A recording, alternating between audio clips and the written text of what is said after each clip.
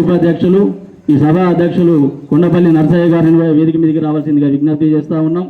వేదిక మీద ఉన్నటువంటి assistant fit secretary Boddula Venkatesh, Gummakanti Sagar, మిగతా కమిటీ సభ్యులందరికీ కూడా మరి స్వాగతం, కార్మికులకు కూడా ఈ గేట్ మీటింగ్కి స్వాగతం తెలియజేస్తూ ఉన్నాం.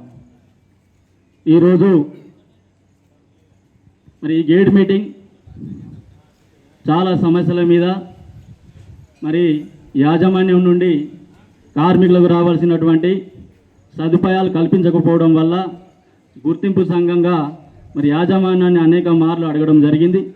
అడిగినప్పటికీ కూడా మరి యాజమాన్యం అనేటువంటిది పక్కన పెట్టి కార్మికులను మాత్రం పని ఒత్తిడి చేస్తూ మరి ప్రొడక్షన్ మీదనే వాళ్ళ ఆశ ఉన్న తప్ప మరి కార్మికులకు పని ఇవ్వాలి, పని కల్పించాలంటే పనిముట్లు కావాలనే విషయం మీద ఆలోచన లేని విధంగా ఇలాంటి యాజమాన్యం కనిపిస్తూ ఉన్నది. ఈరోజు కేంద్రంలో ఉన్నటువంటి నరేంద్ర మోడీ బీజేపీ ప్రభుత్వం మరి కార్మిక చట్టాలని మనం కొట్లాడి తీసుకొచ్చుకున్న కార్మిక చట్టాలు 44 కార్మిక చట్టాలు. ఆ 44 కార్మిక చట్టాలలో ముఖ్యమైనవి 29 కార్మిక చట్టాలు ఉన్నాయి.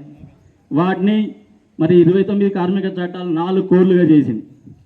ఈ 4 కోర్లు కూడా మరి ఒకసారిగా ప్రతిపాదించలేదు, దశల వారీగా పార్లమెంట్లో తీసుకుపోవడం, అక్కడ ఆమోదించే ప్రక్రియ ఈ బీజేపీ ప్రభుత్వం చేసింది. దాంట్లో ముఖ్యంగా 4 కోడ్లు. ఆ 4 కోడ్లు ఏంటి? ఒకటి వేతనాల కోడ్ అని, అది 2019లో పార్లమెంట్లో మరి ఆమోదించడం జరిగింది. దాని తర్వాత మనం అందరం జాతీయ సంఘాలు కావచ్చు, కార్మికులందరం కూడా ఈ సంగతి మనకు తెలిసిన తర్వాత ఈ కార్మిక చట్టాలు కార్మికులకు వ్యతిరేకంగా ఉన్నాయి, ఈ చట్టాలను మార్చే విధంగా మనం పోతే రేపు భవిష్యత్తులో మనకు చాలా ఇబ్బంది ఉంటుందని ఆలోచన చేసిన తర్వాత మనం కొంచెం ఉద్యమాలు చేసిన తర్వాత బీజేపీ ప్రభుత్వం కొద్దిగా వెనుకాడు చేసింది. దాని తర్వాత మళ్ళీ మిగతా 3 కోడ్లని 2020లో ఒకటి సామాజిక భద్రత కోడని, పారిశ్రామిక సంబంధాల కోడని, వృత్తి ఆరోగ్యం మరి పని పరిస్థితుల కోడ్ అని చెప్పి 4 కోడ్లు తీసుకురావడం జరిగింది. ఆ 4 కోడ్లు కూడా పార్లమెంట్లో 2020లో మరి ఆమోదించి దాని తర్వాత 2025 నవంబర్ 21వ తారీఖు నాడు భారతదేశ వ్యాప్తంగా అమలు చేయాలని ఒక కార్యక్రమం ఏర్పాటు చేసింది. దాన్ని అంతా కూడా మళ్ళీ మనం వ్యతిరేకించిన తర్వాత మేలో అనుకుంటా ఈ సంవత్సరం 2026 మేలో మళ్ళీ కూడా బీజేపీ ప్రభుత్వం ఏం ఆలోచన చేసిందంటే ఇది అన్ని రాష్ట్రాలు కూడా అమలు చేయాలని గట్టిగా చెప్పడం జరిగింది. చెప్పినప్పటికీ భారతదేశ ప్రధానంగా ఏ రాష్ట్రంలో అయినా కాకుండా కొన్ని రాష్ట్రాలు వీటిని ఇంకా పూర్తి స్థాయిలో అమలు చేయాలి. అవి ఏమేమిటి? కేరళ కావచ్చు, వెస్ట్ బెంగాల్, దాని తర్వాత మన తెలంగాణ, తమిళనాడు. వీళ్ళల్లో పూర్తి స్థాయిలో ఈ యొక్క ఏవైతే లేబర్ కోడ్లు ఉన్నాయో అమలు చేయలేదు. ఈ అమలు చేయకపోవడం వల్ల మొన్న మనకు 30 తారీఖు నుండి పోయిన నెల 30 తారీఖుతో మన 11వ వేజిబోర్డు ముగిసింది. 11వ వేజిబోర్డు ముగిసిన తర్వాత ఇప్పుడు మనకి జూలై 1 నుంచి 12వ వేజిబోర్డు రావాలి. దానికి ముడిపెట్టింది కోల్ ఇండియా యాజమాన్యం. దీంట్లో ఏం జరిగిందనంటే మొన్న 2026 5వ తారీఖు జూన్ ఒక కోల్కతాలో ఒక జేసీసీ కమిటీ జరిగింది. ఆ కమిటీలో మన జాతీయ సంఘాలు, కోల్ ఇండియా మరి కేంద్రం అందరూ కూర్చొని ఫస్ట్ ఈ కార్మిక సంఘాలు ఇంప్లిమెంట్ చేయాలనే విధంగా ఆ మీటింగ్ ఏర్పాటు చేసినట్టుగా ఉన్న తర్వాత ఫస్ట్ మన జాతీయ సంఘాలు అన్నాయి, ఫస్ట్ ఈ వేజ్ బోర్డు సంగతి తెలుసండి, తర్వాత ఈ కార్మిక సంఘాల గురించి మాట్లాడదాం, ఈ కార్మికుల కోడ్ల గురించి మాట్లాడదాం అని చెప్పిన తర్వాత వాళ్ళు దాని మీద కొద్దిగా ఎన్కరేజ్ చేసిన తర్వాత ఆ కమిటీ ఆగిపోయింది. దాని తర్వాత ఇప్పుడు మనకు లాస్ట్ 11వ వేజ్ బోర్డు చూసుకుంటే మనకు 6 నెలల ముందే జరిగింది. దానికి ఒక సమావేశం ఏర్పాటు చేసి వేతనాలు అవన్నీ కూడా చర్చించిన తర్వాత మనకు 11వ వేజ్ బోర్డు వచ్చింది.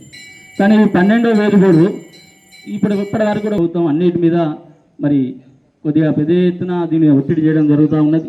దీన్ని అన్ని కూడా మన జాతీయ సంఘాలుగా వ్యతిరేకించినాం. రేపు ఈ యొక్క కోడ్లు గిట్లా మనకు అమలు అయితే కార్మికులకు అనేక రకాలుగా ఇబ్బంది ఉంటుంది. ఇబ్బంది అంటే ఎట్లా? పని భారం పెరుగుతుంది, పని గంటలు మారుతాయి, యూనియన్ పెట్టుకునే అధికారం ఉండదు. ఇవన్నీ కూడా మరి బీజేపీ ప్రభుత్వం మనకు కోడ్ల రూపంలో తీసుకురావడం జరిగింది. ఇవన్నీ కూడా ఎవరికి ఉపయోగపడతాయి? ఏవైతే బడా కార్పొరేట్ కంపెనీలు ఉంటాయో వాటన్నిటికీ మాత్రమే ఉపయోగపడతాయి. మనకు మాత్రం ఇవన్నీ కూడా పనిభారంగానే ఉంటాయి కనుక వీటిని మనం జాతీయ సంఘాలుగా ఇవన్నీ కూడా ఉండకూడదు అని చెప్పేసి ఇప్పటి వరకు వ్యతిరేకిస్తూనే ఉన్నాం. కాబట్టి రేపు ఏదైనా ఈ కోడ్ల విషయంలో మరి ఏ కార్యక్రమం చేసినప్పటికీ కూడా మనం అంతా కూడా పెద్ద ఎత్తున రావాలి అక్కడికి వచ్చి వీటిని మనం వ్యతిరేకించినప్పుడే మరి ఈ కోడ్లు అనేటివి ఆగుతాయి. ఇప్పుడు మన తెలంగాణలో కూడా మరొక రూల్ ఆఫ్ అంటే స్టేట్ రూల్ ఉంటుంది. ఆ స్టేట్ రూల్ ప్రకారం మన కొన్ని ఏదైతే కార్మిక చట్టాలు మార్చుకునే హక్కు ఉంటుంది. ఆ హక్కులో భాగంగానే కొంతవరకు ఆగింది, కానీ పూర్తి స్థాయిలో ఏదో ఒక రోజు మాత్రం అమలు చేయాల్సిందే. కాబట్టి మనమంతా చైతన్యంగా ఉంటే ఈ కోడ్లన్నీ కూడా అమలు కాకుండా చేసుకోగలుగుతామనేది ఇది ఒక విషయం. ఇకపోతే మన సింగిల్ లైన్లో రాజకీయ జోక్యం. సింగిల్ లైన్లో రాజకీయ జోక్యం మనకు సింగిల్ లైన్లో 7 సార్లు ఎలక్షన్లు జరిగినాయి. 7 సార్లు ఎలక్షన్లు జరిగితే దాంట్లో 4 సార్లు ఏఐటీసీ గెలిచింది, ఒకసారి ఏమో ఐఎన్టీసీ గెలిచింది, 2 సార్లు టీబీసీ కేసు గెలిచింది. గెలిచిన తర్వాత 2012, 17 టీబీసీ కేసు ఇక్కడ గెలిచింది గుర్తింపు సంఘంగా. 2012 కంటే ముందు మన సింగరేణిలో ఎలాంటి రాజకీయ జోక్యం లేదు. 2012 తర్వాత సింగరేణిలో రాజకీయ జోక్యం పెరిగిపోయింది. మనకున్నటువంటి ఆర్థిక లావాదేవీలు కావచ్చు, మనం కష్టపడి తీసుకొచ్చిన లాభాల నుండి ఇక్కడ ఉన్నటువంటి అప్పుడున్నటువంటి బీఆర్ఎస్ టీఆర్ఎస్ అవన్నీ కూడా మరి ఇతర పనులకు ఖర్చు పెట్టుకోవడం, మనకి ఇవ్వాల్సినవి తక్కువ చేయడం వల్ల సంస్థ ఈరోజు మరి అనేక రకాలుగా ఇబ్బంది పడుతూ ఉన్నది. మరి ఆ రోజు కూడా అంత ఏ నాయకుడు కూడా ఏ ముఖ్యమంత్రి కూడా మన సింగరేణిలో వెళ్ళిపోయిన చరిత్ర లేదు. కానీ ఈరోజు ఎప్పుడైతే బీఆర్ఎస్ గెలిచిందో, ఎప్పుడైతే టీబీసీ కేసు గుర్తింపు సంఘంగా వచ్చిందో దాని తర్వాత సింగరేణిలో రాజకీయ జోక్యం పెరిగిపోయింది. పెరిగిపోయిన తర్వాతనే ఈరోజు మనకు ఈ 2025 నాటికి అప్పుడు ఉన్నటువంటి టీజీ జెన్కో నుంచి 29,000 కోట్ల రూపాయలు మన సింగరేణి సంస్థకి ఇవ్వాలి. అప్పుడు బీఆర్ఎస్ హయాంలో ఉన్నప్పుడు 2017 లెక్కలకు దాంట్లో 19,000 కోట్లు బీఆర్ఎస్ గవర్నమెంటే వాడుకున్నది. అవి ఇవ్వకపోగా మళ్ళీ ఈ నెల ఇప్పుడు ఈ 2026 మొన్న ఏదైతే కేంద్ర ఉన్నాడు కదా కిషన్ రెడ్డి, అతను చెప్పిండు సింగరేణికి రావాల్సిన కోట్లు తక్కువ లేవు, ఇంచుమించు 53 పైనే ఉన్నాయి. ఈ స్టేట్ గవర్నమెంట్ సింగరేణి సంస్థకి ఇవ్వాలి, ఇవ్వకుండా పోవడం వల్లనే సింగరేణి సంస్థ ఈరోజు ఇలాంటి పరిస్థితుల్లో ఎదుర్కొంటుందని చెప్పి ఒక ప్రెస్ మీట్ పెట్టే చెప్పడం జరిగింది. మనం అంతా ఒకటే అడుగుతూ ఉన్నాం, ఇన్ని రోజులు రాజకీయ జోక్యం వల్ల సింగరేణి సంస్థ నష్టపోయింది. ఒకప్పుడు మన భారతదేశానికి బ్రిటిష్ వాళ్ళు వచ్చింది, వాళ్ళు వచ్చి మన సంపాదన అంతా తీసుకుపోయింది. ఇప్పుడు ఏమవుతుందంటే మన సింగరేణిలో రాజకీయ శక్తి అనేది వచ్చింది, రాజకీయంగా లోపలికి వచ్చి మన సంపాదన అంతా కూడా తీసుకుపోవడం జరుగుతూ ఉన్నది. మరి ఈరోజు మైండ్ల మీద రాజకీయం చేయడానికి కొన్ని పార్టీలు వస్తూ ఉన్నాయి. వాళ్ళు ఎందుకు వస్తూ ఉన్నారు? మన కార్మికుల మీద ప్రేమనా లేకపోతే మన ఓట్ల మీద ప్రేమనా అనేది మనం ఒకసారి గమనించాలి. మన వల్ల వాళ్ళకు ఉపయోగమా, వాళ్ళ వల్ల మనకు ఉపయోగం అనేది కూడా ఆలోచన చేయాలి. ఈరోజు మనకు 53,000 కోట్ల రూపాయలు స్టేట్ గవర్నమెంట్ నుంచి రావాలి. మరి ఇక్కడ ఉన్నటువంటి రాజకీయ నాయకులు ఎవరైతే మన మైండ్ మీదకి వచ్చే వాళ్ళు ఉంటే వాటిని ఇప్పియాలి. అవి ఇప్పించాలనుకో మనకి ఇలాంటి సమస్యలు ఉన్నాయి. ఇప్పుడు కొంతమంది అధికారులు చెప్తా ఉన్నారు, రేపటి రోజు మన సింగరేణి భవిష్యత్తు ఎట్లా ఉంటుందో, మన జీతాలు ఇచ్చే పరిస్థితి ఉంటుందో లేదో అని వాళ్ళే ఆవేదన వ్యక్తం చేస్తూ ఉన్నారు. వాళ్ళకి పీఆర్పీ కూడా ఇవ్వడం లేదు. వాళ్ళకి రావాల్సిన పీఆర్పీ వాళ్ళకు కూడా ఇవ్వకుండా మరి ఎన్నో రకాలుగా వాళ్ళని కూడా ఇబ్బంది పెట్టడం. ఇప్పుడు సింగరేణి చరిత్రలో పీఆర్పీ ఇవ్వాలని చెప్పేసి అధికారులు కూడా రోడ్డు మీదకి ఎక్కిల్లానంటే సింగరేణి పరిస్థితి ఈరోజు ఎట్లున్నదని మనం అంతా గమనించాలి. ఇక మన కార్మికుల పరిస్థితి అయితే ఘోరంగా ఉన్నది. ఇక్కడ చాలాసార్లు మనం ఏదైతే మైన్స్ కమిటీ సేఫ్టీ కమిటీ ఉంటుంది, మైన్స్ కమిటీ సేఫ్టీ కమిటీలో చాలా విషయాలు మాట్లాడినాం, మైన్కి సంబంధించిన విషయాలు. ఇవి మాట్లాడినా కూడా గుర్తింపు సంఘంగా మీరే ఉన్నారు కాబట్టి మీరు మెటీరియల్ తీసుకురండి అని చెప్పేసి మేనేజ్మెంట్ మాకు చెప్తా ఉన్నది. ఇప్పుడు కార్మికులకు రావాల్సిన పనిముట్లు ఇవ్వడంలో ఇక్కడ ఉన్న పనిముట్లు మనం అడుగుతాం, జిఎం లెవెల్లో ఉన్నాయి అవన్నీ అడుగుతాం. పనిముట్లు కొని పర్చేజ్ చేయాల్సింది యాజమాన్యం. డబ్బులు దానికి సమకూర్పించడం అంటారు. ఇప్పుడు కోట్ల టర్న్ ఓవర్ వస్తుంది, లాభాల వాట వస్తుంది, వీటికి పక్కన పెడతానంటారు. పెట్టిన లాభాల వాట మరి ఎటుపోయింది? మన కార్మికులకు మన సమస్యల కోసం ఖర్చు పెట్టకుండా ఆ డబ్బంతా మరి ఎటుపోయింది? ఈరోజు ఒక కోల్ కటర్ పని చేయాలనంటే బిట్లుండే, ఒక సపోర్ట్ మెయిన్ పని చేయాలంటే బిట్లుండే, బోల్డర్లు పని చేయి, లైన్ మెయిన్ పని చేయాలంటే కీలా ఉండదు, తుంటా ఉండదు, ఫిష్ బోల్ట్లు ఉండవు, ఏముండవు. కానీ వర్కింగ్ ప్లేస్లో పని చేయాలి. మరి అది ఎట్లా పని చేస్తాం? అడిగి పోయి పని చేయడానికి రెడీగానే ఉన్నాం, పని చేయడానికి మేము పోయి అక్కడ ఉంటాను, మరి దానికి సంబంధించిన మెటీరియల్ రావడం లేదు. ఒక కార్మికుడు ఇంతమంది నన్ను అడిగాడు, మనోడే, మన మిత్రుడే, అన్న నేను గత 2 నెలల నుంచి నాకు హెల్మెట్ లేదు, హెల్మెట్ కావాలని ప్రతిసారి స్టోర్కి పోతానా, స్టోర్కి పోతే ఆ స్టోర్ ఆయన ఎస్ఓ సార్ దగ్గర పోయి రాయించుకొని రమ్మని అంటాడు. ఎస్ఓ సార్ రాస్తాండి, ఇక్కడికి వచ్చిన తర్వాత మళ్ళీ ఎత్తుకుతే లేవు అంటారు. మరి ఎందుకు ఇట్లాంటి పరిస్థితి? ఎందుకు కదా 2 నెలల నుంచి గ్లౌజులు లేవు అంటారు, హెల్మెట్లు లేవు, సాక్సులు లేవు, మరి ఇక్కడ జామ్ వేద్దామంటే జాములు ఉండయి, మరి ఎట్లా భయపడి నడపాలి. అండర్ గ్రౌండ్ అని అంటే చాలా చైన్ సిస్టమ్ ఉంటుంది, చాలా మెటీరియల్ అవసరం ఉంటుంది, అన్ని పద్ధతి ప్రకారం చేస్తేనే మరి ఉత్పత్తి రావడం జరుగుతూ ఉంటుంది. మరి ఇవన్నీ యాజమాన్యానికి తెలివయా? తెలిసినప్పటికీ కూడా పైన అడగకుండా కార్మికులను మాత్రమే పని భారం పెంచుతూ మరి ఈరోజు అనేక రకాలుగా ఇబ్బంది చేస్తూ ఉన్నది. ఈ వేదిక నుండి యాజమాన్యానికి ఈ ఏఐటీసీ తరఫున ఒక విజ్ఞప్తి చేస్తూ ఉన్నాం. ఈరోజు కాసిపేట 2వ గనిలో అందరూ కూడా పనిచేయడానికి ముందుకున్నారు. మీరు ఫస్ట్ మెటీరియల్ ఇవ్వండి, మెటీరియల్ ఇచ్చిన తర్వాత పనిచేయడానికి కార్మికులు ఎల్లవేళలా కృషి చేస్తారని ఈ సందర్భంగా తెలియజేస్తూ ఉన్నా. అట్లాగే ఇంకో విషయం, ఇప్పుడు మన మ్యాన్ రైడింగ్ కూడా ఉన్నది. ఆ మ్యాన్ రైడింగ్ కూడా ఇప్పుడు త్వరలో ప్రారంభంగా కాబోతూ ఉన్నది. మనకి ఇప్పుడు రూముల గురించి కూడా మాట్లాడినాం. రూములు కూడా మనకు అది ఇచ్చేదందుకు యాజమాన్యం మరి ఒప్పుకోవడం జరిగింది. అది త్వరలో దాని ఏంటంటే విధి విధానాలు మనకు తెలియపరుస్తారు. ముఖ్యంగా ఇప్పుడు మన మైండ్లో ఒక ప్యానిక్ మొదలైంది. ఏంటంటే 7 లోపే మాస్టర్ వాడాలి. ఎవరు చెప్పిల్లది? నేను ఇక్కడ ఉన్నటువంటి గవర్నమెంట్ సార్ని అడిగిన, సార్ మీకు 7 లోపు కార్మికులు మాస్టర్ వాడాలని ఎవరు చెప్పిళ్ళు? మేనేజర్ గారు ఏమైనా చెప్పిండా మీకు అంటే, లేదండి మాకు చెప్పిండు అన్నాడు. మరి మీకు చెప్తే కార్మికులకు మీరెందుకు చెప్తారు? 7 లోపు మాస్టర్ వాడాలని మీరెందుకు చెప్తారు? 7:15 తర్వాత 7:15 వరకు టైం ఉంది కార్మికుల మాస్టర్ వాడే టైం. 7:15 తర్వాతనే నువ్వు లెక్క వంచు. అంతేగాని నువ్వు 7 గంటలకు వచ్చి 7 గంటలకి కార్మికులకు రావాలంటే మాత్రం రారు. ఇది మాత్రం ఈరోజు ఇక్కడ నుంచి చెప్తా ఉన్నాం. కార్మికులందరూ కూడా విజ్ఞప్తి చేసి చెప్తా ఉన్నాం. మన టైం 7:15 టైం వరకు మనకు మాస్టర్ పడే అధికారం ఉంటుంది.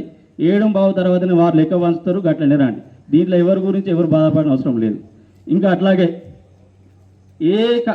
సింగరేన్లా ఏ మైండ్లో ఉండదు, ఈ మైండ్లోనే అన్నీ స్టార్ట్ అవుతాయి. మరి ఎందుకు స్టార్ట్ అవుతాయి అని అంటే ఆ పాత మేనేజర్ అన్నీ చేసిపోయాడు. ఇప్పుడు కొత్త మేనేజర్ గారు వచ్చిన తర్వాత నేను రానప్పుడు ఇవన్నీ ఉన్నాయి, ఇవి వచ్చిన తర్వాత నేను రాగానే నేను ఇట్లా ఇవన్నీ చేంజ్ చేయాలి. కాబట్టి వీటి మీద నేను పై నాయకత్వంతో మాట్లాడిన తర్వాత మీకు నేను ఏదైనా హామీ ఇస్తాను మేనేజర్ గారు అంటున్నాడు. సరే, ఇప్పుడు ఇంజనీరింగ్ డిపార్ట్మెంట్ ఉండదండి. ఇప్పుడు ఇంజనీరింగ్ డిపార్ట్మెంట్ వేరే బాయిలల్లో ఇంజనీరింగ్ డిపార్ట్మెంట్ ఉంటుంది, సేఫ్టీ డిపార్ట్మెంట్ ఉంటుంది, జనరల్ షిఫ్ట్ ఉంటుంది. మరి ఇక్కడ సర్వే డిపార్ట్మెంట్ ఉంటుంది. కానీ ఇక్కడ అన్ని క్లబ్ చేసి ఒక షిఫ్ట్ పక్కకు పెడితే మిగతా అన్ని క్లబ్ చేసి అందరూ ఒకటే లెక్కవంతుడట, ఒకటే అందరికి ఇచ్చుడట. రేపు ఏదన్నా జరగరాని జరిగితే దీంట్లో జనరల్ షిఫ్ట్ ఓవర్మెన్ బాధ్యత వహిస్తాడా, టెండర్ సూపర్వైజర్ బాధ్యత వహిస్తాడా, ఎలక్ట్రికల్ మెకానికల్ ఫోర్మెన్ బాధ్యత వహిస్తాడా, ఇంజనీర్ బాధ్యత వహిస్తారా, ఇంకెవరు బాధిస్తారా? అది దానికి సంబంధించిన ప్యానల్ ఇన్ఛార్జ్ అండర్ మేనేజర్ బాధిస్తారా? మేము ఒకటే అడుగుతూ ఉన్నాం. పాత మైండ్లో ఏదైతే ఉన్నదో మన కాసిపేట 2వ గనిలో గదే నడిపేయండి. ఉత్పత్తి రావడానికి మీకు మెటీరియల్ ఇవ్వండి, పాత పద్ధతి కొనసాగించాలని ఈ సందర్భంగా ఇక్కడ నుంచి డిమాండ్ చేస్తూ ఉన్నాం. ఇంకొక విషయం, వేరే మైండ్లోనేమో లివుల విషయంలో ఏమీ లేదు. నేను లాస్ట్ టైం కూడా గేట్ మీటింగ్ పెట్టి ఇక్కడ ఉన్నటువంటి డబ్ల్యూఓ గారికి మరీ చెప్పడం జరిగింది, మైన్స్ కమిటీలో చెప్పడం జరిగింది. ఏదైనా మీకు పైనుంచి ఆబ్సెంటిజం తగ్గించే విధంగా చర్యలు తీసుకోమనంటే మీరు తీసుకోండి. కానీ ఇలాంటి చర్య వల్ల మిగతా బాయిలలోనేమో అందరు లీవులు పెట్టుకుంటారు సక్రమంగా. వాళ్ళకి ఇష్టం ఉన్నప్పుడు వాళ్ళు ఎట్లంటే 3 రోజులకో లీవ్ వాళ్ళ స్లిప్ రాకుండా పెట్టుకునే పద్ధతి ఉన్నది. అట్లనే పెట్టుకుంటా ఉన్నారు. అది కూడా ఇక్కడ కాసిపేటలో 2వ గనిలో అదే కొనసాగించాలి. అంతేగాని ఆబ్సెంటిజం పేరు మీద మీరు ఈ లీవుల విషయంలో మరి ఇలాంటి ప్రతిపాదన తీసుకొచ్చి దాన్ని ఈ రోజు నుంచి మీరు వెనక్కి తీసుకోవాలని ఇక్కడ ప్రధానంగా డిమాండ్ చేస్తూ ఉన్నాం. ఎందుకనంటే మీరు ఒకవేళ డ్యూటీకి రాని వాళ్ళు ఎవరైనా ఉంటే వాళ్ళ మీద ఏం చర్య తీసుకుంటారో తీసుకోండి. అంతేగాని డ్యూటీకి వచ్చే వాళ్ళ మీద ఇది వెయిట్ పడుతూ ఉన్నది. వాళ్ళ లీవులన్నీ కూడా ఇష్టం ఉన్నది మీరు చెప్పిళ్ళు ఒకటి, లేదంటే దాని పద్ధతి ప్రకారమే లీవులు పెట్టిస్తాం, వాళ్ళకి ఏం కావాలో అన్ని రకాలుగా మేము చూస్తామన్నారు. కానీ గ్రౌండ్ లెవెల్లో జరగట్లేదు. ఒక కార్మికుడు ఒక 2 రోజులు రాకపోతే 4 మళ్ళీ ఇంకొక రోజు లీవ్ పెట్టుకుంటే 4 రోజులు లేకపోతే 4 రోజులు లీవులు పెడతాము. అంటే ఉన్న లీవులన్నీ ఒకటేసారి అయిపోతాయి. మరి వాళ్ళకి లీవులు కాపాడుకొని పని చేసుకుందాం అనుకునేటోళ్ళకి ఇది చాలా ఇబ్బందికరంగా ఉన్నది. కాబట్టి వెల్ఫేర్ ఆఫీసర్ గారికి ఈ వేదిక సందర్భంగా మరి ఒకసారి తెలియపరుస్తున్నాం గుర్తింపు సంఘంగా. ఇది ఈ రోజు నుంచి ఏదైతే లీవుల ప్రతిపాదన ఉన్నదో ఆ లీవుల ప్రతిపాదన మొత్తం పూర్తిగా పాత పద్ధతులు నేను కొనసాగించాలి. ఈఎండ్ఎన్ డిపార్ట్మెంట్ కూడా మరి పాత పద్ధతులు నేను కొనసాగించాలి. సేఫ్టీ డిపార్ట్మెంట్లో మ్యాన్ పవర్ పెంచుకోవాలి. ఇప్పుడు మనకు ఉన్నటువంటి 22, 23 ఆ లెవెల్లో గాలి లేదు, చాలా ఇబ్బంది పడుతూ ఉన్నారు. సరే, కొత్తగా మేనేజర్ వచ్చిండు, చెప్తా ఉన్నాం సార్ ఇది పరిస్థితి ఉన్నది, గతంలో ఈ సమస్యలతో బాధపడ్డాం, మళ్ళీ అలాంటి సమస్యలతో మళ్ళీ మా కార్మికులు బాధపడద్దనంటే మీరు వీటి మీద చొరవ చూపాలంటే సార్ సానుకూలంగా స్పందించడం జరుగుతూ ఉన్నది. దానికి సంబంధించిన అన్ని కూడా విచారిస్తూ ఉన్నాడు. కాబట్టి గతంలో జరిగిన తప్పులు మళ్ళీ జరగకుండా కార్మికులకు అన్ని వసతులు కల్పిస్తే మనం ఏదైతే అనుకున్నామో ఈ ప్రొడక్షన్ తీసుకురావడంలో పెద్ద పనిగా సార్ చెప్తా ఉన్నాడు. ఇది చిన్న మనకు ఒకటే సీమ్ ఉన్న బాయి, దీనిలో ఉత్పత్తి తీసుకురావడానికి మనం అందరం కష్టపడితే చాలా ఉత్పత్తి తీసుకురావచ్చు, రక్షణ కూడా మంచిగా పాటించవచ్చు.